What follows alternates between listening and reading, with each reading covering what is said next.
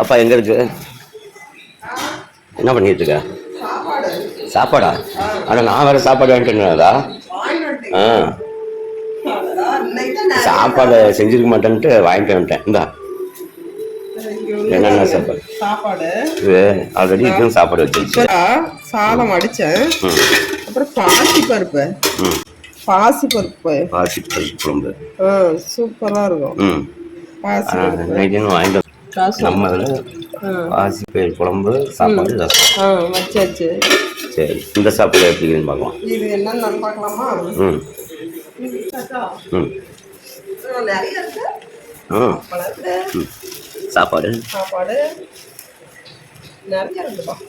என்னடா ஊறுகாய் பேக்கிங் பண்ணுறதுக்கே அந்த இதை ஆக மாட்டேங்குது. பாருங்க எத்தனை வகையா இருக்கு பாருங்க. என்னென்னு பார்க்கலாமா?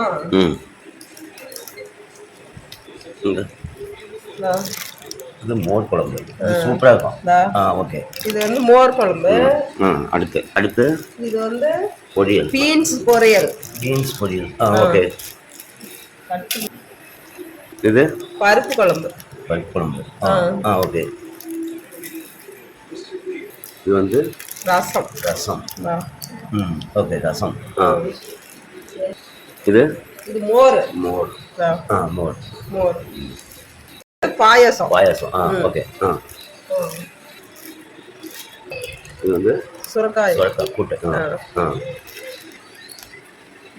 அடுத்து இது வந்து கீரை குழம்பு. ஓகே. பாரு, அதுக்கு ஒரு சின்ன ஒரு கைக்கு ஒரு பாக்கெட்டு அப்பளம். ஓகே, சரி, இப்போ உட்காந்து சாப்பிடு. நம்ம சாப்பாடு செய்யாம கடையில வாங்கிட்டு வருவாங்க சாப்பாடுன்னு பாத்துக்கிட்டு இருந்தா வாங்கிட்டு வரதில்ல. நம்ம சாப்பாடு செஞ்சு வச்சுட்டு வந்து சாப்பிட்டோன்னு காத்துக்கிட்டு இருந்தாதான் நமக்கும் சேர்த்து சாப்பாடு வாங்கிட்டு வராங்க. இது மாதிரிதாங்க எனக்கு நடக்குது. சரி, ஓகே, பாய்.